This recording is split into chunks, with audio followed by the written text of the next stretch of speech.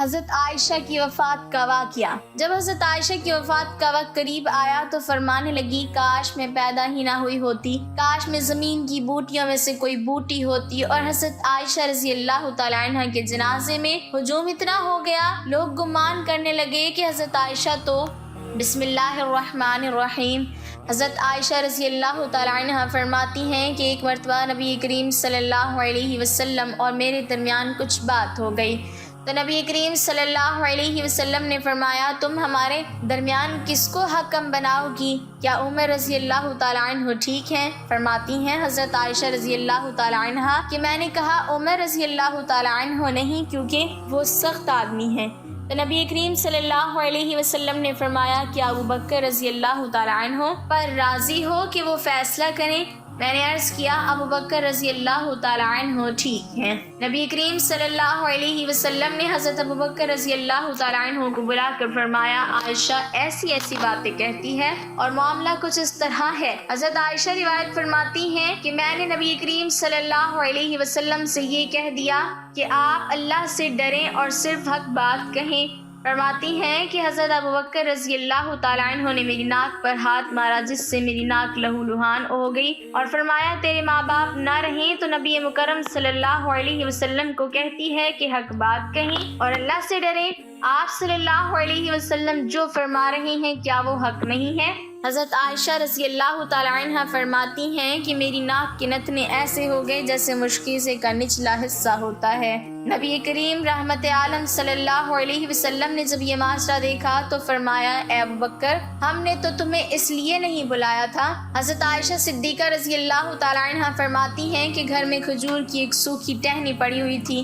حضرت ابو بکر رضی اللہ تعالیٰ عنہ نے وہ اٹھائی اور مجھے ضرب لگانا شروع کر دی۔ میں بھاگ کر نبی کریم صلی اللہ علیہ وسلم کی کمر سے لپٹ گئی، حتیٰ کہ آپ صلی اللہ علیہ وسلم نے فرمایا قسم ہے تمہیں ابو بکر جو اب تم نے مارا تو ہم نے تمہیں اس لیے تو نہیں بلایا تھا۔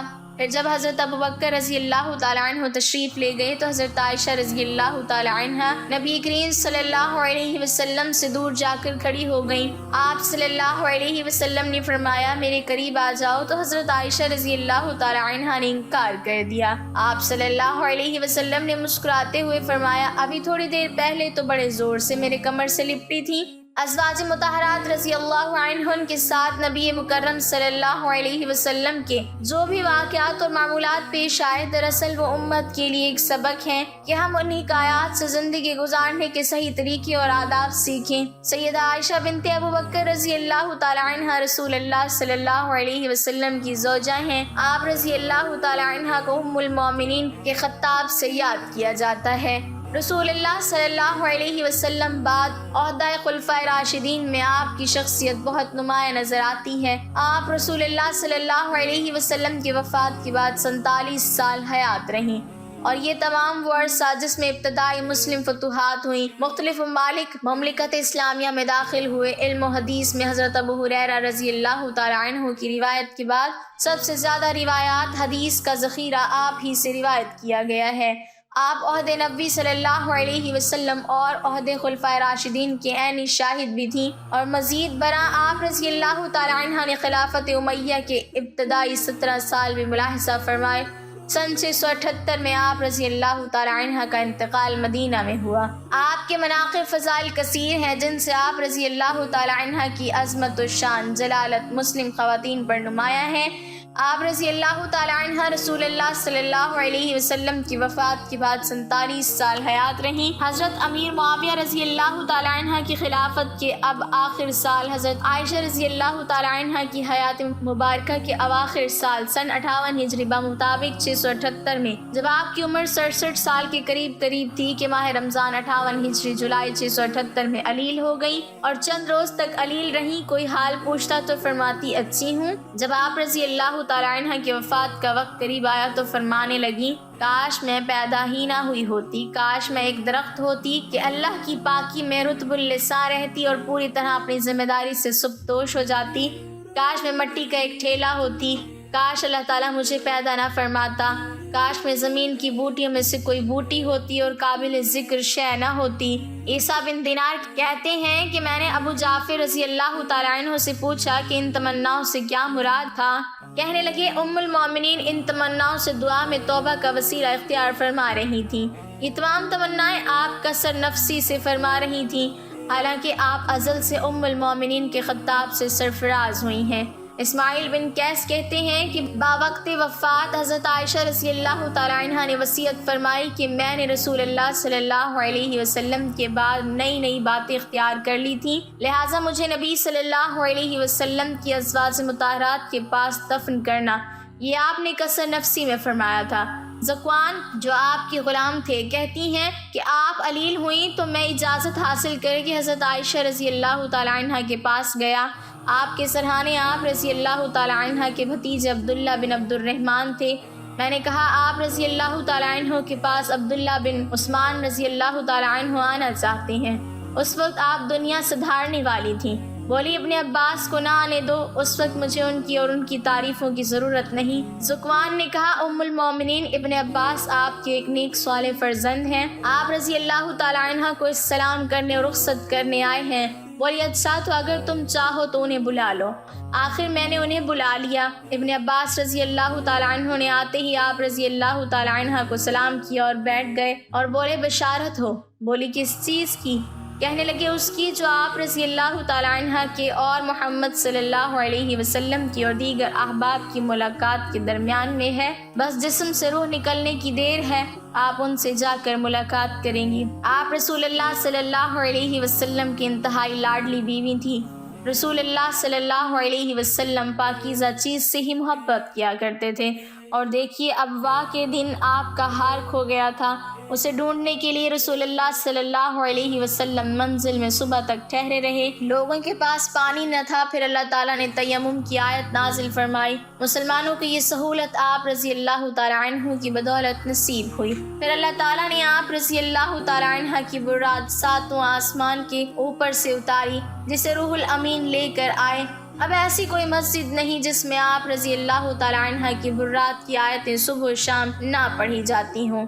آپ رضی اللہ تعالی عنہ فرمانے لگی ابن عباس تعریفیں چھوڑو، اس کی قسم جس کے ہاتھ میں میری جان ہے، میری تو یہ تمنا ہے کہ میں بھولی بصری ہوئی جاتی۔ تابع ابن ابی عتیق حضرت عائشہ رضی اللہ تعالی عنہ کے پاس گئے جبکہ وہ علیل تھیں۔ بولے ام المومنین کیسی طبیعت ہے؟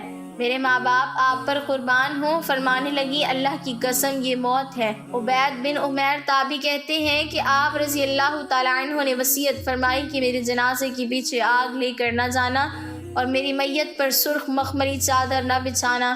اپنے غلام ذکوان کو آزاد کرنے کی وصیت کی تھی۔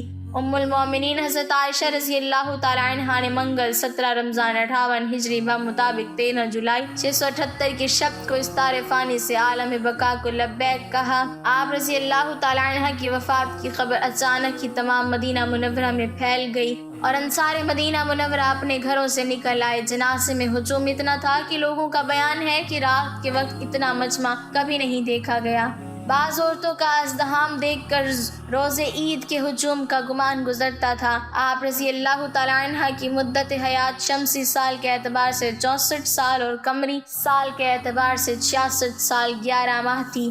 نماز جنازہ حضرت ابو ہریرہ رضی اللہ تعالی عنہ نے پڑھائی اور آپ کی تجہیز و تدفین شب میں ہی عمل میں آئی۔ حضرت ابو ہریرہ رضی اللہ تعالی عنہ ان دنوں مدینہ منورہ کے قائم مقام امیر تھے، کیونکہ مروان بن حکم مدینہ منورہ میں موجود نہ تھا، وہ عمرہ کے لیے مکہ مکرمہ گیا ہوا تھا اور مدینہ منورہ میں حضرت ابو ہریرہ رضی اللہ تعالی عنہ کو اپنا نائب اور قائم مقام امیر بنا کر گیا تھا۔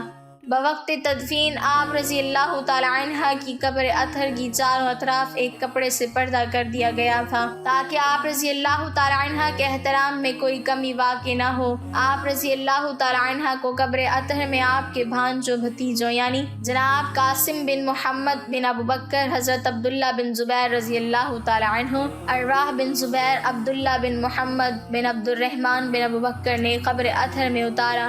شب بدھ میں تہجد کے وقت تدفین عمل میں آئی۔ ام المومنین حضرت ام سلمہ بنت ابی امیہ رضی اللہ تعالی عنہا لوگوں کی آہ و فغان سن کر بولی، عائشہ رضی اللہ تعالی عنہا کے لیے جنت واجب ہے کہ وہ حضرت صلی اللہ علیہ وسلم کی سب سے پیاری بیوی تھی۔ امام ابو دردہ طیالسی نے ام المومنین حضرت ام سلمہ ہند بنت ابی امیہ کا قول نقل کیا ہے کہ جب انہیں حضرت عائشہ رضی اللہ تعالی عنہا کی وفات کی خبر معلوم ہوئی تو وہ بولی، اللہ ان پر رحمت بھیجے کہ اپنے باپ کے سوا وہ آپ صلی اللہ علیہ وسلم کو سب سے زیادہ محبوب تھی۔ عبید بن عمیر تابعی کہتے ہیں کہ ایک شخص نے میرے والد سے پوچھا، لوگوں نے ام المومنین کا کیا غم کیا؟ بولے، آپ رضی اللہ تعالی عنہا کی وفات پر ہر وہ غمگین تھا جس کی آپ ماں تھیں۔ یا اللہ ہم سب کے گناہوں کو معاف فرما اور صحابہ کرام کے نقش قدم پر چلنے کی توفیق عطا فرما اور اپنی رحمت کا سایہ نصیب فرما، آمین یا رب العالمین۔ ناظرین، کمنٹ باکس میں اللہ تعالیٰ کے 99 ناموں میں سے ایک نام ضرور ٹائپ کریں۔